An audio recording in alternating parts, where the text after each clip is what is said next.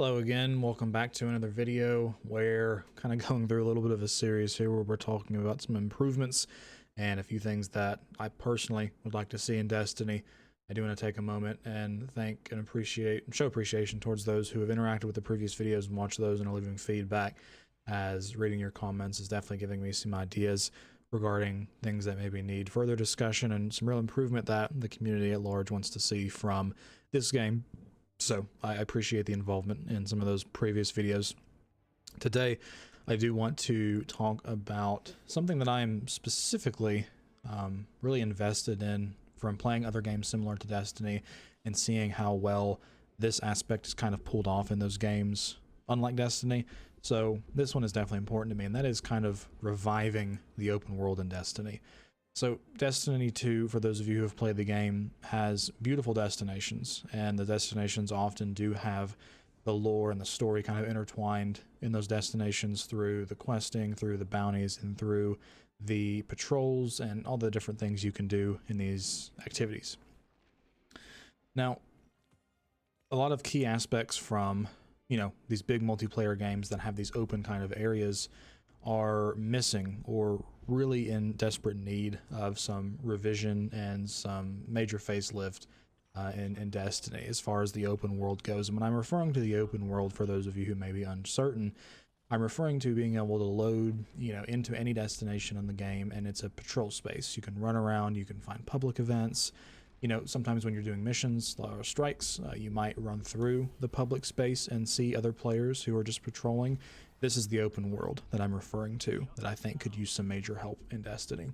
Now, a few of the key things that I think it really speaks to the need for improvement. These are some of the things that other games of Destiny's type do manage to get right or get a little bit better than Destiny is. So first and foremost, the vendor system.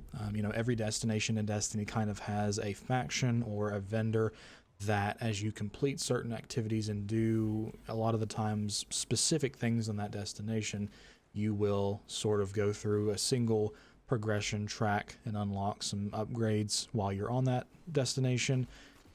That reward track and the vendors associated with that reward track are a really good step in a direction, because prior to, I want to say probably Beyond Light, it was probably more akin to, I would say, Witch Queen. There was no real progression or sort of feeling or accomplishment of moving and upgrading the destination and doing things on there. Witch Queen got some things right, and Lightfall did carry over this tradition with the Neomuna vendor, but I still think that there are some real improvements that need to be made as far as, ranking up these vendors, ranking up these destinations, and we'll talk about that a little bit more in the video, kind of what other games do.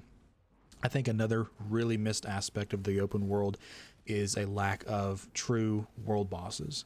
Now, Destiny 2 has lots of events that sort of have these boss events that kind of conclude them, but in my opinion, there's not a true sort of world boss that is, at a level of a raid boss that kind of operate in these worlds. There's not really any real chance for players to kind of group up on these certain, times throughout the day when they know they're going to be spawning. And I think there's a lot of chances and opportunities for Bungie to inject some reward structures and some real incentivization with true kind of roaming open world bosses. And also, bosses in Destiny generally feel good to actually dwindle down and finally beat. So I think that Bungie could have some opportunity to introduce world bosses in a way that is meaningful, and again, add some variety to the open world, which is what this entire dialogue in this video is about. Another missed opportunity, I believe, that really Bungie should look at is the social aspect of these open areas. So really, in these open areas, you're going to be landing in this little landing zone, which is just like a fast travel point. And once you land, a lot of the time, the open world is just kind of there. There's not really any social spaces. You'll see players kind of running amok and just doing whatever they want to do. But if you're in an open world, you just want to take a 5-minute breather, you're going to be standing either in the middle of where enemies spawn, or you're going to have to go find a corner somewhere and stand there. There's not really anywhere you can fast travel to where other players are kind of hanging out casually. Now, I will admit, Neomuna does have this. There is a space in Neomuna where you can access your vault and stuff like that. There's some vendors and whatnot in there for some very specialized roles, and I think that Neomuna is a good step in the right direction. But I think we need some further development, and we'll talk about that in a little bit as well, as far as no social hubs in these open worlds. Another topic I think that the open world really needs to kind of reinvigorate is the public event system. The public events are these randomly occurring events that used to offer, I should say, some unique challenge and some really good ways to level up your character in Destiny. And since 2017, they've been pretty much the exact same. You know, when we get a new destination, in some cases we'll get a new public event. Really, the reward structure for these has been the exact same since 2017. They all have a heroic version that you can kind of activate by solving a small puzzle or challenge, and the public event heroics are a joke, as are the rewards that come from them. So we'll speak a little bit about public events, which I think, again, is a huge missed opportunity for Bungie. Now, uniquely, Lost Sectors. I think Lost Sectors are in a really special spot, I should say, because I believe that Lost Sectors are some of the best content that are in the game. They, very similar to public events, kind of offer a repeatable sort of dungeon-esque environment where you go through, complete some objectives, kill some enemies with some good density, and it concludes in a boss fight in a chest, kind of a mini strike. So I think that Lost Sectors really are some of the best content in the game. And I think that Bungie also agrees, which is why they've kind of put the exotic armor farming system into those Lost Sectors for years now. But I think that Lost Sectors on these destinations could still serve a greater purpose and have a real facelift given to them. So we'll talk about Lost Sectors as well shortly. Another point that is kind of missed when it comes to destination are the destination reward sets. We're talking about the armor set as well as the weapons. And as of right now, in my humble opinion, I believe that these, although some of the coolest looking cosmetically in the game, I think that these are more of a dilution to the loot pool that we kind of already have that exists. Rarely anything kind of meaningful or new or kind of crazy is added to these weapons or armor sets. It's just, again, there for the theme and the cosmetic appearance of that destination.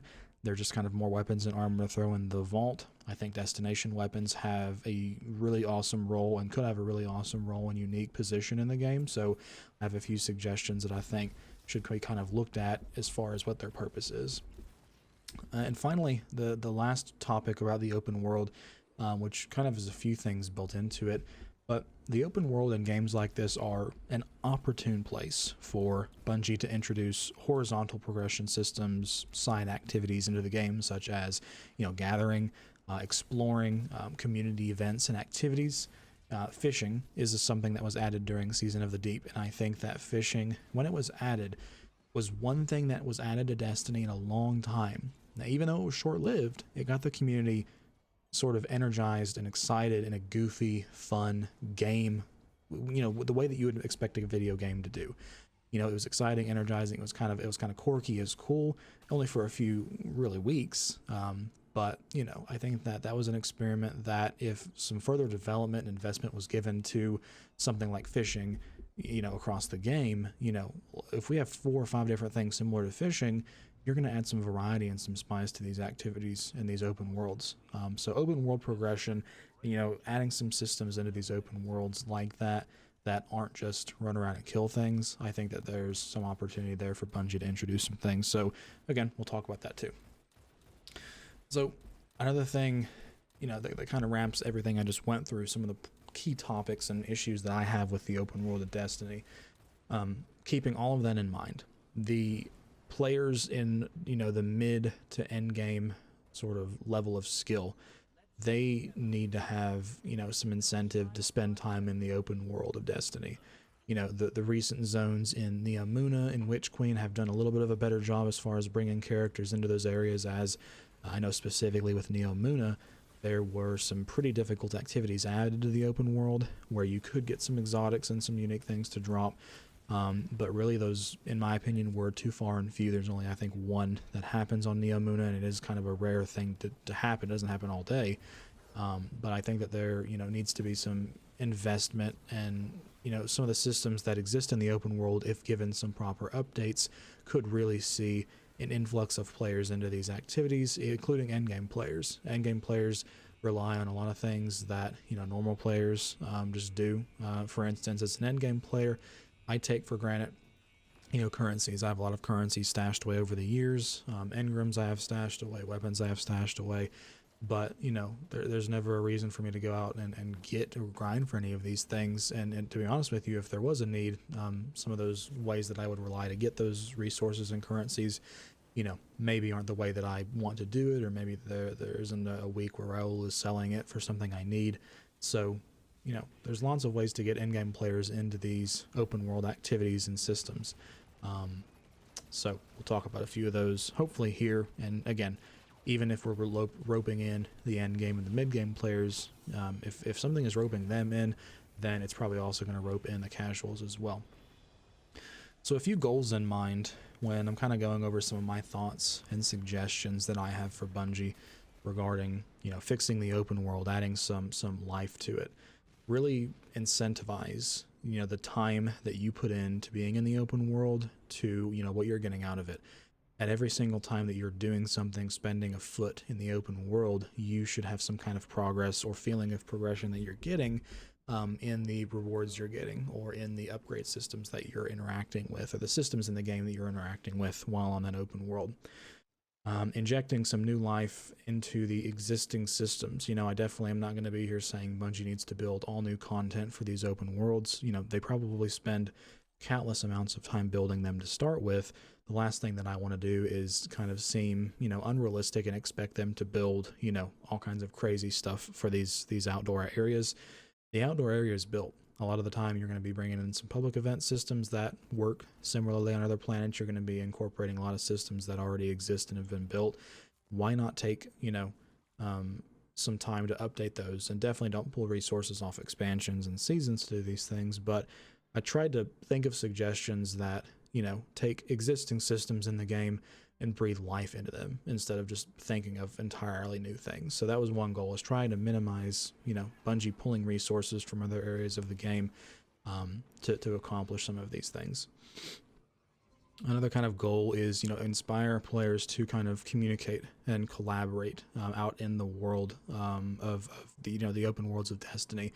A lot of the times, you know, the kind of incentivization to play with other players is really just to have another person on your back, make activities, beating those activities more probable. If there were incentives to running activities with more players, such as increased loot, then, you know, that's an example of something that, you know, incentivization structure that you could provide for grouping people together and having those relationships made. So if there's any opportunity to add sort of a inclusion of wanting to play with other players, that's something I want to take an opportunity to do. And then finally, you know, this was kind of the first thing I spoke about as far as goals, but giving players, you know, of all skill, whether you're casual starting the game for the first time or you've been playing the game for 5,000 hours nonstop, you know, meaningful goals and progression when you're in the open worlds and you're doing these activities, you're engaging with some of these systems that we'll talk about.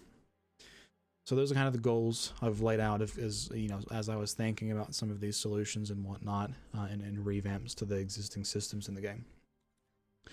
So let's talk a little bit firstly about factions. We're moving to the ways to improve the suggestion phase that I have when it comes to, you know, the issues we talked about in the open worlds today.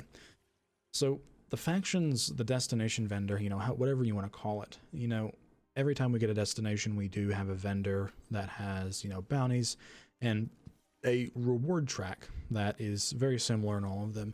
And the way that these vendors work in the game today is they have a selection of bounties. These bounties are going to typically just have you go out into the open world. You can get some kills on enemies with specific kinds of weapons, maybe complete 1 to 2 public events. You know, the bounties have been kind of generic for a long time, which is fine. They're meant to be just additional things you can do while you're already out playing the game. But the vendors, as I was saying, they'll traditionally offer a few of these bounties that you can get.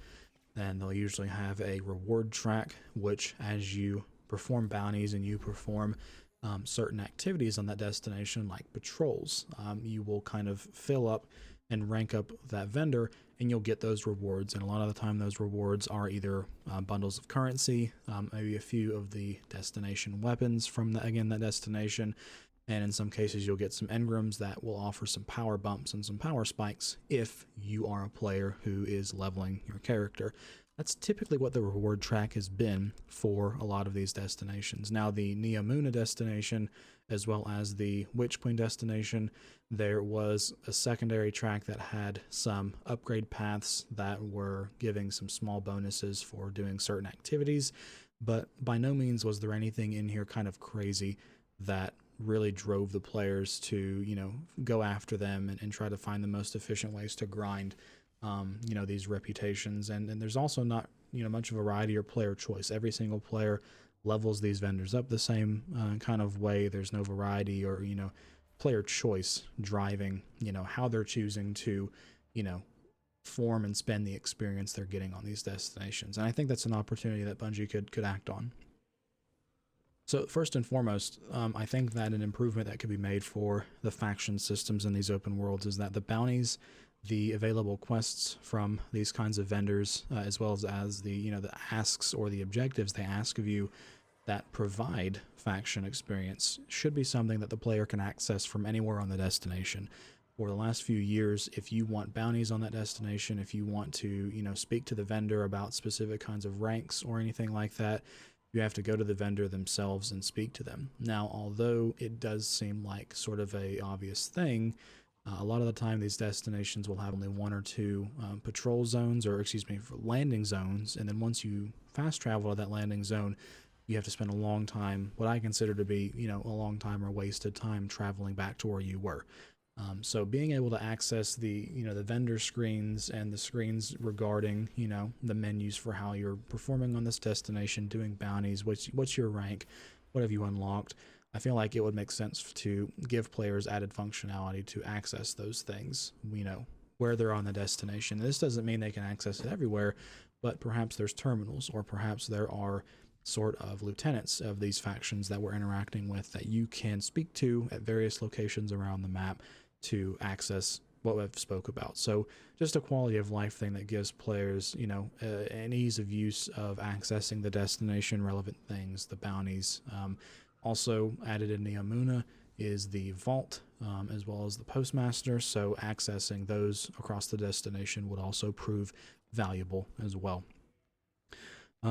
Another big thing I think that really should be used, or I shouldn't say another, but probably one of the bigger things that needs to be looked at is kind of the reward track for, doing bounties and doing patrols on these destinations. Of course, the reward track, as you complete objectives and activities on that destination, they should provide a flow of rewards that further incentivizes spending more time in that destination.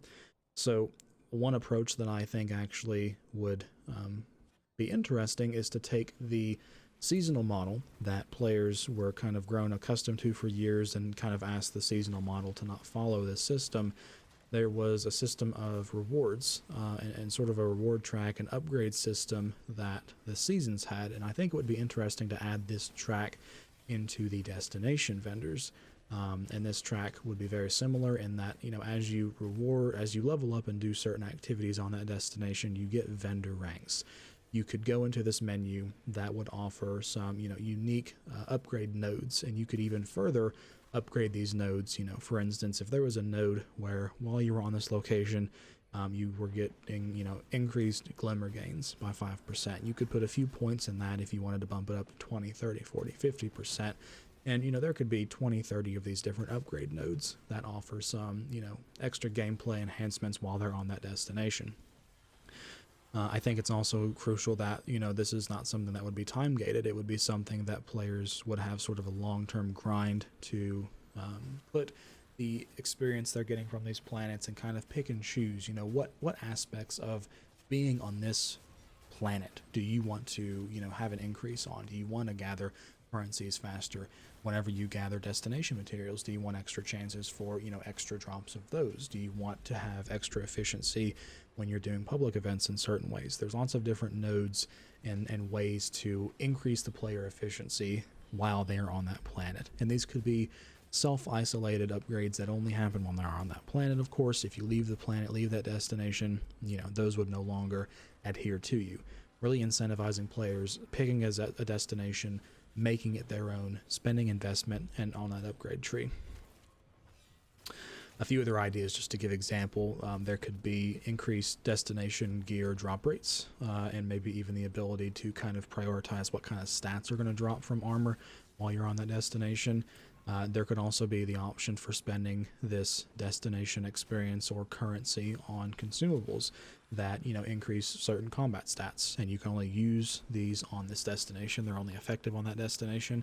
And, you know, these could be things that are even effective in other activities. You know, all the activities that are on Neomuna, for instance, all the strikes, all the story missions, all the public events, you know, things that you purchase and activate from that destination vendor are active in all those activities. So it really incentivizes a player who runs, you know, Grandmaster Nightfalls, for instance. If the Grandmaster Nightfall is on Neomuna for that week, the Grandmaster Nightfall player could make sure that they're leveled up with that vendor. They have the correct upgrades and things selected for that week so that they can maximize the efficiency of the content they're running, which would happen to be a Nightfall. Or if you are a legendary campaign player and you're struggling with a campaign mission, maybe there's an upgrade node in that destination vendor that you could level up a few times to increase the efficiency on how you're running that content. Lots of flexibility and options for players to kind of also build some investment, build some build crafting into the vendor upgrade screen. And, you know, Bungie could go buck wild with this. They could add the ability to, you know, not have everything upgraded, so you really have to make choices, which I would assume they would do. And they could, you know, add this as a system that resets every season for different kinds of updates or perks. It's up to them how they do it. But I think that the reward track offering, you know, kind of a linear 20 upgrades, you've got them all, you're done. I think that giving players sort of a longer term grind and having a player who's maxed out all the nodes on, you know, Neomuna, maybe they have some kind of access to, you know, pinnacle bonuses. You access and upgrade all the nodes on this destination, and you get pinnacle bonuses such as, you know, repeatable boss bounties that reward, you know, destination gear, or maybe some kind of pinnacle bonus that gives a permanent stat bump to players when they're on that destination running any activity, raids, strikes, dungeons, etc. So, you know, adding some endgame player investment by upgrading those nodes, you know, a lot of the ways there. So that's kind of talking about the faction system. I really think that factions are an opportunity for players to take a lot of that experience and things they're accruing, the currencies they're accruing on that destination, and sort of funnel them into, you know, when you're on Neomuna, when you're on the moon, when you're on Earth, you know, how do you want to play? What are the things you want to increase your effectiveness at? And by, I think, doing a little bit of work on the upgrading system and the reward system with the vendors, I think that's a real opportune place to increase that aspect of the open world, being in the open world and increasing the effectiveness at whatever you would like to do. Alright, so next moving on to the world bosses. So world bosses, they're self-explanatory. Destiny doesn't really have them. So a few things. I think that destination bosses should fit, of course, the theme of the destination. You know, you're not going to have a Scorn boss that is in the middle of the EDZ. Scorn don't exist in the EDZ at any capacity, so thematically, if you have a world boss in some zone, it should fit the theme of that zone, which is kind of self-explanatory. I think it's also crucial to make bosses that are considered a world boss, world tier boss. You know, these bosses should be difficult at a baseline level. I think that the difficulty of these bosses should scale based off of all of the players that are in the boss instance in that zone of the world. I think that, you know, players could be incentivized by having, you know, rewards that are unique and tied to each boss of a destination. So, for instance, you could have a selection of the destination gear, you know, maybe the helmet, the gloves, and the boots, as well as the hand cannon and the submachine gun are dropping from this boss this week on this destination. So if you want any of those specific destination weapons, farm that boss this week.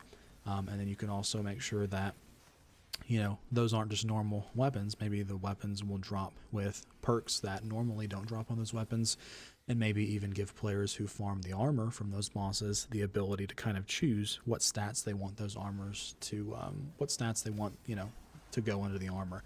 An armor piece drops, you can bring that armor piece back to the vendor, and if you've upgraded your, you know, rewards track with the vendor enough, you can actually choose, you know, where those stat distributions go. I want to make these gloves, you know, a 50 roll on this stat, a 20 roll on this stat, a 4 roll on this stat. give some players some opportunity to interact with the destination vendor from the World of Boss, and add some awesome loot into those as well. I think that bosses should remain challenging and pose a challenge to players of all skill types, and this is something that again comes into the escalating difficulty based off of the players in the instance.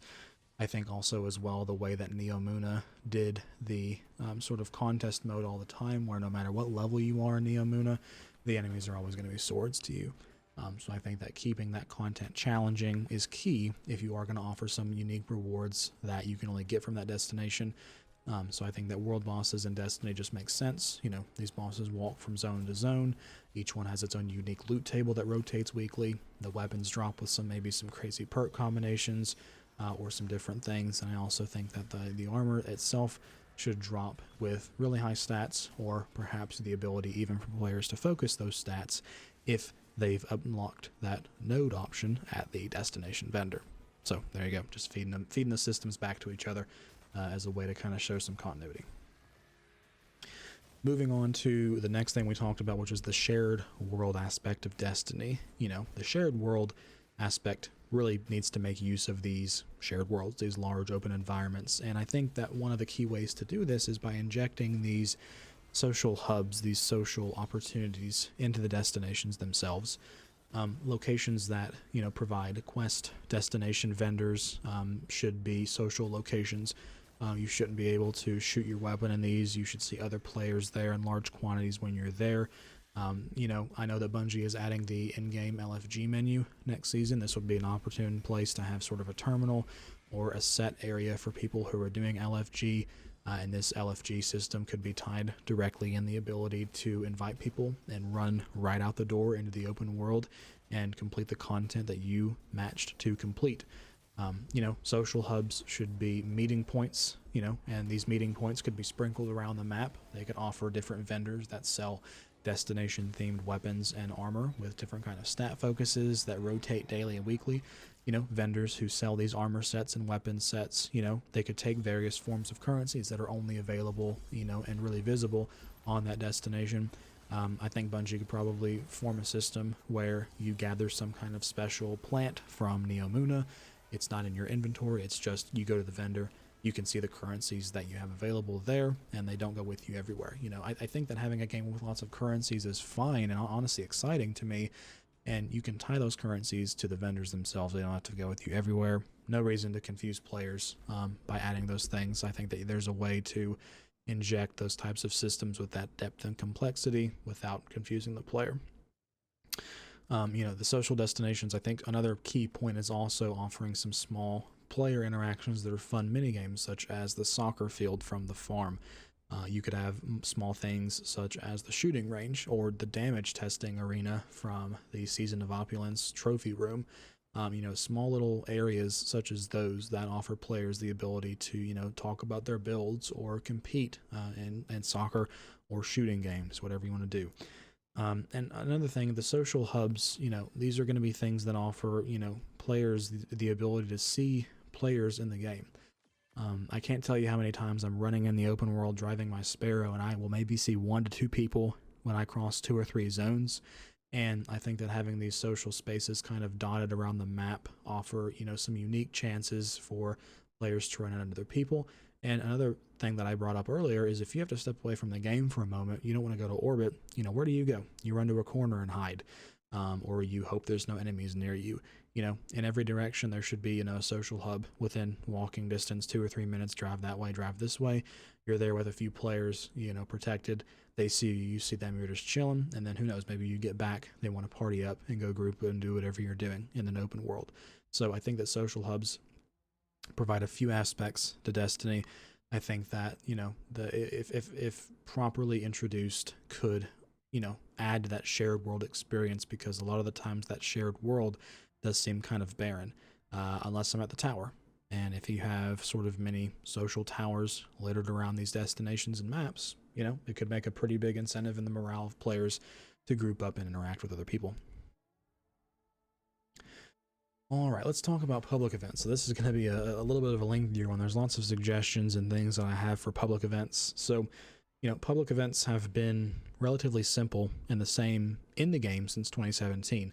they used to be a really good source of gearing up, whenever there was any kind of big level increase. But a problem that Bungie caused is most players who are serious about leveling up pretty quickly, they're just going to run the legendary campaign when a new expansion comes out. And that legendary campaign is going to give you armor all the way up to the gear cap, where the armor from public events, can't go past.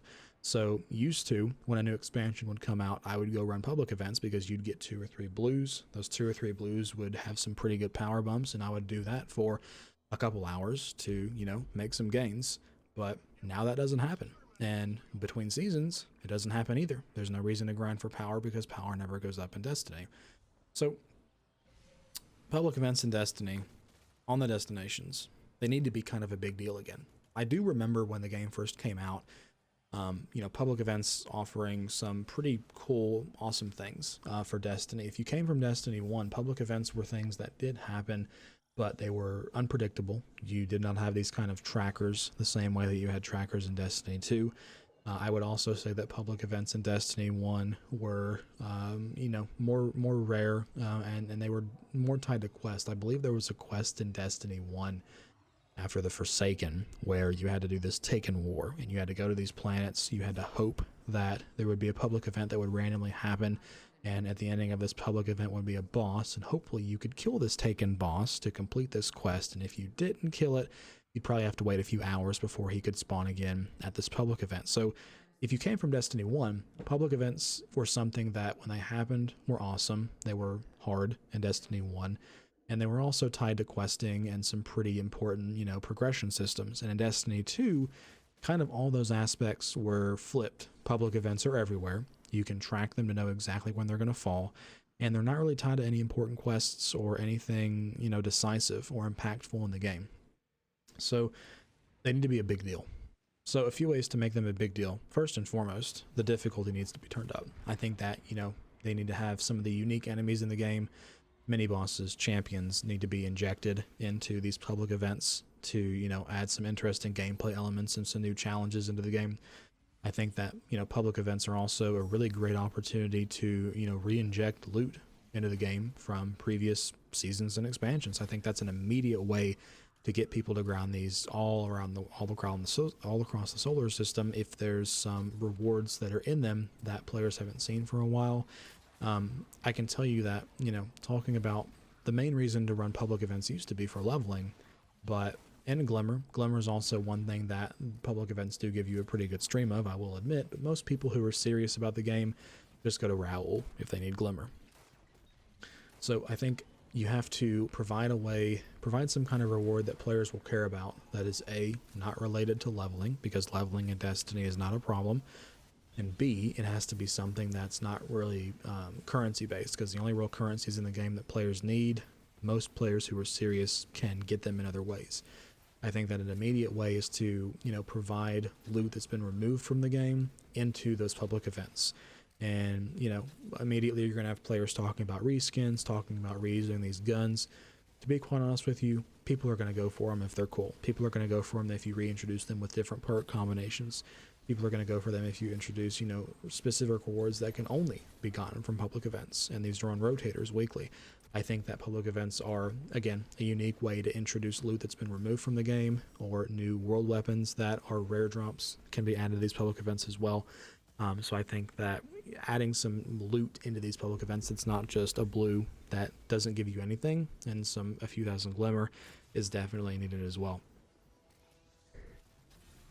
I think that an easy application with the previous drops, for instance, some of the old weapons that we were lost to sunsetting that weren't really broken or any kind of problem.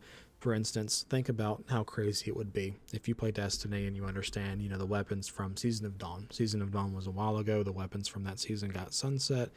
If Bungie came to us and said that you could run public events on the moon for the Season of Dawn weapons and armor set, you can bet your bottom that I'm going to be running those activities for those weapons and for those armor sets. If Bungie somehow ties, crazy perk combinations into them, If you run heroic public events, you're going to be getting 2-3 times the drops with better perks, better stats. I'm going to be doing public events. I'm going to be doing them. I'm going to farm them, and I'm also going to do them on the hardest difficulty. And that's just with adding them in. You could add some cool systems where you can upgrade these weapons. You can add some systems where, you know, these kinds of weapons do bonus enhancements in public events. There's lots of different ways they could perform some awesome things, but I think really that they need to find an interesting way to add loot to these activities. So that's a few suggestions I have for the loot for public events. Another thing for public events is the boss HP. Just needs to be up. It needs buffed substantially. There are some supers in the game that can one-tap, some weapons in the game that can nearly one-tap a boss, quote unquote, of a public event. These are public events and spaces that can have 10, 15, 16 people in them, and the boss dies from one player in a few shots. What do you think 10, 15 people are going to do to it? What do you think 10, 15 endgame players are going to do to it? It's unreal. So the bosses need a buff. And secondly, the boss's HP needs to scale. And if it already does scale, it's not noticeable. It needs to be turned up way higher. Boss HP needs to scale based on the amount of people that are in the activity and or in the instance where the activity is being held at. I think also you could provide extra lieutenants or mini bosses that spawn with that boss for some added challenge if player capacity reaches a certain point of that public event. Another thing is public events are kind of meant to be, you know, open world approachable content from players. That's fine. I'm not here for making these content pieces extremely challenging or offering, you know, only specific rewards, not the rewards. But I do think that public events are, you know, something that is routinely, you know, interacted with if you're out in the open world doing things. If all the other things I'm talking about in this video are done or improved on in some way, public events are just going to be extra icing on the cake for players who are running around doing things in the open world. A public event drops, you want to run over there, do it. You want to get a few good rewards from a season maybe you didn't play, or maybe you played a long time ago. And, you know, there's lots of other ways and reward structures they can add to these public events, but I think public events need to really be approachable, but they also need to offer challenge for players who want to be challenged as well, test their builds, etc., etc. I think also public events offer a place for Destiny to put some unique rewards and cosmetics that are, you know, shared across destination. So for instance, there's some public events like the Glimmer drill with the Fallen. There's also the Cabal mining drill as well. These are two public events that are on multiple planets. You know, who's to say that Bungie doesn't put a unique cosmetic, transmog, or even a weapon or armor piece in these public events, and it's a very rare drop. And these very rare drops have, you know, some kind of crazy stat, crazy effect on them. I think that little things like that need to be injected into the game to add some extra spice, as I've said, to the game as well. So I think that's also a missed opportunity to add some cool rewards and small things in the game, such as what I just mentioned. Another thing is that the public events are, you know, a repeatable activity that could have, you know, a unique vendor or faction tied to them entirely. There could be some kind of new, you know, trade empire or something, some kind of new faction in the tower or in these social spaces that solely focus on, you know, cleaning up the solar system in public events. And by completing public events, you're earning reputation with this faction. You have a similar reward track where if you are in a public event activity, you've got these public event specific bonuses. You've got your own set of armor, set of weapons that you can get from public events that rotates, you know, every 2 to 3 seasons. You know, public events are a repeatable activity that's available in all destinations in the game. So I think that Bungie injecting some specificity and some repeatability and some experience and reward structure to running these over and over again could also benefit from having a faction or vendor specific to it, similar to, you know, the strikes, similar to the destination vendors, etc., etc. All right, let's move on to lost sectors. So lost sectors, like I've already established, I personally think they're some of Destiny's best, you know, content. I think that they're overly used for the exotic armor sets or the exotic armor that's added, and I think they're underused in every other aspect. So, you know, a lot of lost sectors already have end game kind of difficulties built into them, and Bungie's built these for the exotic farming at, you know, high power levels. So it's interesting because like public events and open world stuff doesn't have end game stuff built for it that Bungie's holding on to, but the lost sectors do, which I think gives them, you know, an advantage that they're built to be difficult, or there's a version of them built to be difficult. So first and foremost, I want to focus on the open world. I don't want to focus on this super end game lost sector philosophy, but I think that lost sectors that, you know, you run during the traditional open world exploration you stumble upon when you run it, I think that those should specifically focus on the destination currencies, destination themed rewards, armor, and weapons for that faction. I think it doesn't make much sense that a public event on the moon could drop a world pull weapon that originally came from a different planet, or drop nothing at all. I think that, you know, if you're running content specific to a destination, it makes sense that you're going to be getting destination specific reputation, destination currency, and destination armor and weapons as well. I think also a few ways to spice up lost sectors would be to, you know, offer advanced progression for, you know, catalyst questing, or different kinds of quests that require lots of kills for enemies. You know, enemies in lost sectors could rewards, you know, double or even triple the gains for these kinds of activities, these kinds of quests. You could also add additional XP bonuses for lost sector enemies as well that rotate possibly weekly or daily, just to drive some further engagement and specificity for why you would go out and seek these lost sectors. I also think the lost sector chests, similar to public event chests, you know, that these need a big bump in reward. I think specifically with lost sectors though, as they are linear content, you can increase the reward of these chests based on the speed, based on the efficiency, and based on the performance of the player. I also think that if you increase the fire team size, if you choose to run these kinds of content pieces with larger fire teams, they used to also have the chest rewards increased as well, and possibly, if Bungie could accomplish it, increase the enemy density and difficulty if you choose to bring other players into these lost sectors. I think lost sector entrances should also, you know, be looked at. I think a lot of the entrances to lost sectors are just kind of these long, narrow tunnels that don't really make sense. There's a loading zone in the middle of them. I think there needs to be enemies in these. I think it needs to be made obvious that there's something cool and interesting worth looking at a lot of the times in these ones. So this is more of just a small critique of lost sectors. The only thing that you have to know that's a lost sector is that symbol that's on the map, and then a symbol usually just painted somewhere randomly in the world. So I think the entrances to lost sector should be, you know, there should be enemies there. Maybe when you engage on them, they should run back into the lost sector, kind of debate you in there as well. So that's a small critique. I think lost sector entrances need to be looked at too. And then finally, I think a really cool, and I kind of just pulled this idea out of my ass whenever I was, you know, thinking of some ideas. I think lost sectors should offer, you know, some unique Armor 2.0 mods or consumables that function similar to, you know, normal mods as far as their effectiveness, but maybe at a discounted cost, or maybe they have a enhancement of an effect that a mod that already exists has. These new mods could be introduced seasonally, and then once a player consumes the mod, it is a one-time use consumable, and you cannot reslot it or remove or reuse that mod in a piece of armor. So for instance, think about all of the seasonal mods we used to get on the artifact. If there was a way that Bungie could inject 10 to 15, you know, of these mods that have discounted cost, increased effects, maybe even add a few mods they'd like to experiment with into the Armor 2.0 system, and a perfect place to put these would be the lost sectors. And I think that these lost sectors could have the ability to be farmed, could be run, players could stock up on these mods, and then when they're in raids, when they're in in-game content, these mods are, again, consumable one-time uses. So I think that giving them that functionality could give Bungie some breathing room to add some strong effects to them.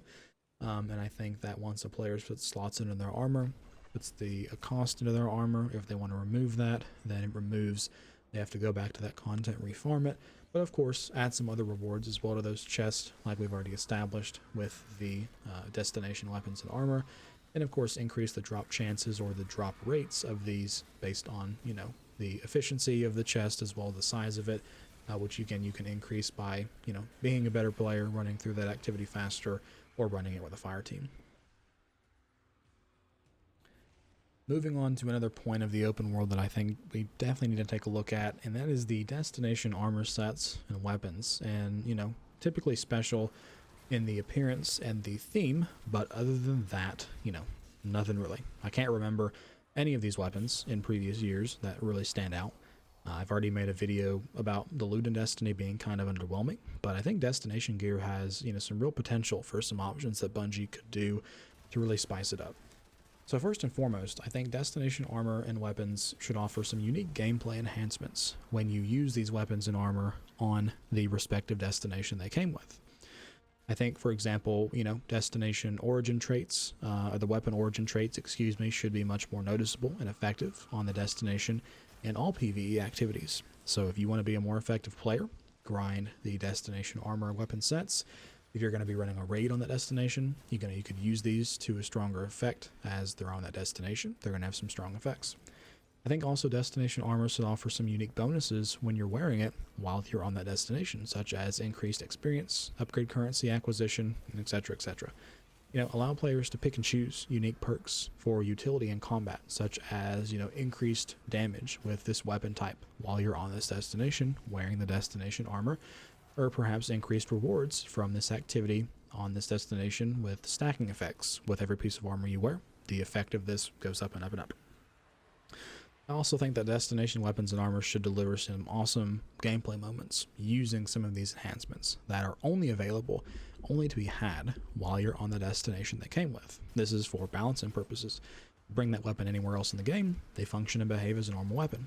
Perhaps the destination upgrade system we talked about with the vendor, the faction upgrade reward discussion at the beginning of the video.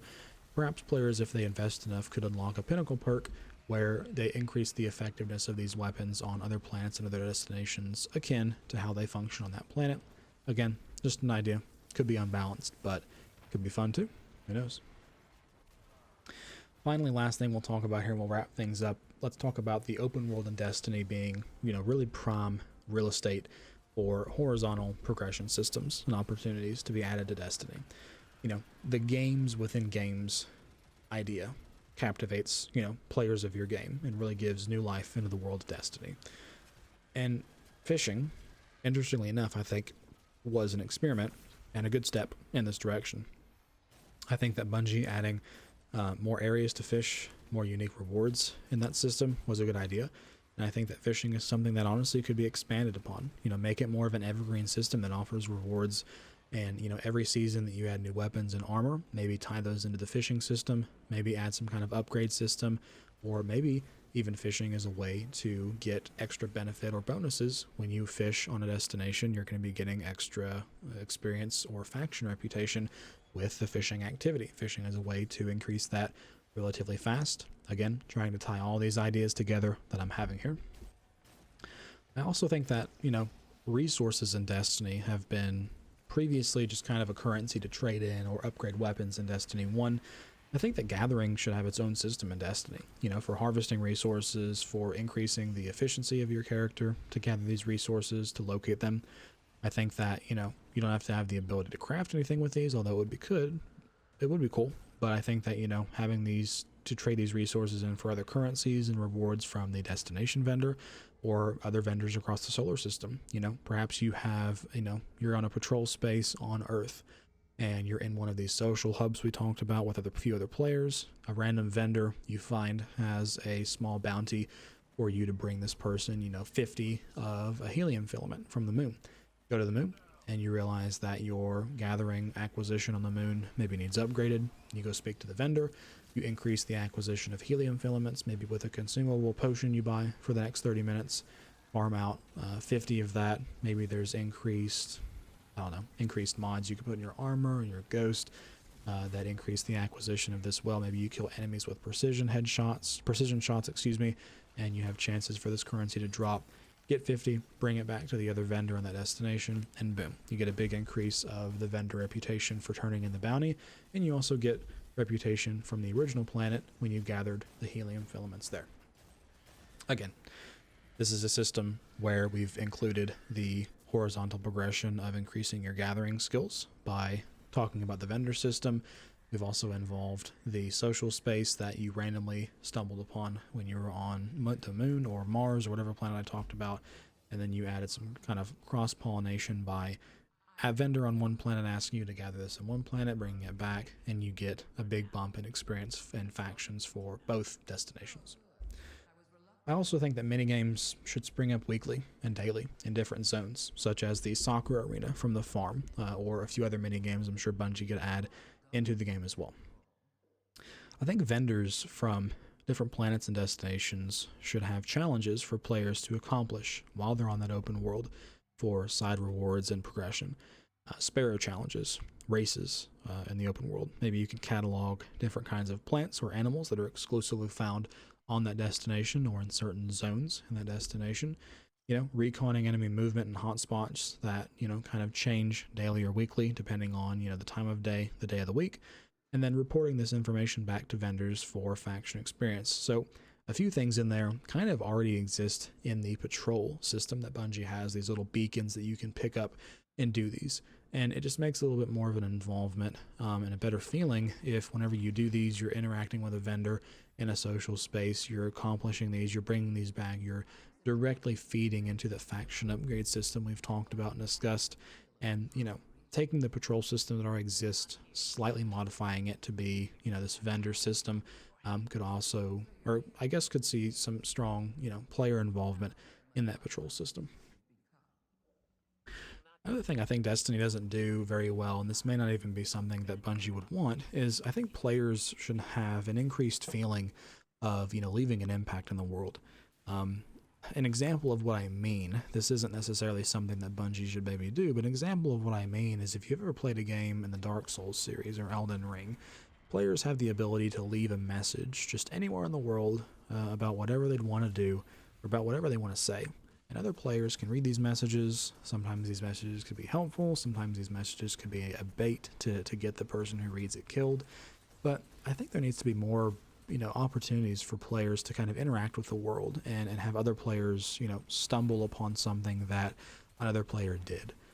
For example, the messaging system that I just discussed. I don't know if Bungie would ever consider implementing something like that, but it would be cool to run across a message that a player left in the middle of a strike, and maybe they say that enemies are going to spawn to your right, or maybe you're in a Grandmaster Nightfall and you see a message and it turns out that message is in a really good spot to, deal with an enemy or deal with a challenge. Or maybe they're just completely goofy and you see one in a raid, you spend 10 minutes wondering about what the message says instead of focusing on the encounter, and then you end up wiping the team. Who knows? Some kind of small systems or ways in the world to, increase the feeling that I as a player am having an impact other than just shooting, waves and waves of enemies. Maybe even like death zones. If a player dies in this area, or a lot of players commonly die in a certain spot, maybe just leave, skeletons around or something like that to that effect, something goofy. And another thing that I think is an obvious thing to do is that during these events, such as the Dawning, Festival of the Lost, Guardian Games, I think the public outdoor destination space are some of the most reasonable places to put specific kinds of activities, questing, and these activities for these events in these areas. The Dawning should have certain kinds of snowball events or snow events in different regions in the solar system. Or Festival of the Lost, the moon could have, all kinds of different zones and enemies that just occur naturally in the world that only occur there during Festival of the Lost. During the Guardian Games, you're in the EDZ, and during the EDZ, those mini games we talked about, maybe more mini games will sprout up in these zones. And when you're in these mini games, if you, win these mini games with your, certain faction repertoire on, you will get extra medals and medallions for your faction for Guardian Games. So I think that the open player space, speaks volumes and can definitely have some of these activities that Bungie has throughout the year tied into these zones as well. Okay, so we just rattled for a lot longer than I had expected to rattle for, but really, the open world in Destiny is, whatever Bungie wants it to be. But what I don't think they want it to be is content that I run through to get from A to B. I think that whenever something interesting happens, I want to stop and I want to, get involved. And once my involvement in that activity has completed, I would like to see progression or some type of, output that lets me feel as a player my time is being respected.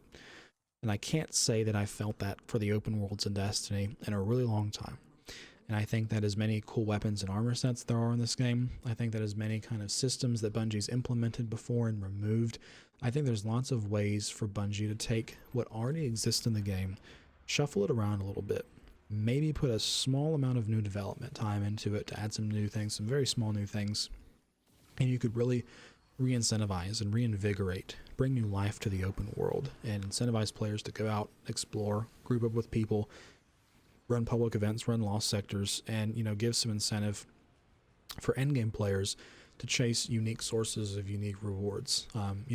One thing that I talked about in several of these examples is giving players the ability to enhance their sort of combat prowess when they're on these destinations through certain kinds of systems, increasing the effectiveness of destination armor and weapons on these. Endgame players would go crazy for that kind of stuff to increase their effectiveness, and I think that also the casual audience and the mid-casual audience would go crazy for opportunities to do mini games during these kinds of open worlds, and these mini games would offer opportunities for them to increase their faction vendor rank on these planets. I digress. I could go about the examples I gave for a long time. I think that the open world is probably one of the biggest parts of Destiny, and I think that not having invested a lot of resources and time into it in a long time has harmed the game and kind of harmed the player perspective of the open world.